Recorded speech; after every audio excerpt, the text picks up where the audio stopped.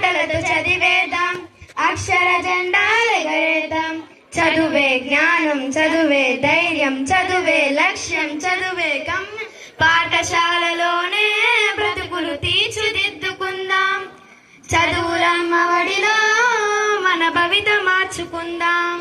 పేద ధనిక భేదాలు చదువుకు లేనే లేవురా.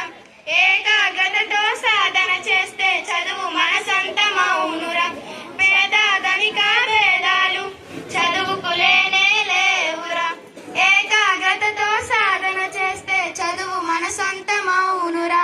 చదువుతో అంబేద్కర్ ఎన్నో బడిదుడుకులను ఎదురించాడు. భారత రాజ్యాంగాన్ని రాసి బాబాసాహెబ్ అయ్యాడు.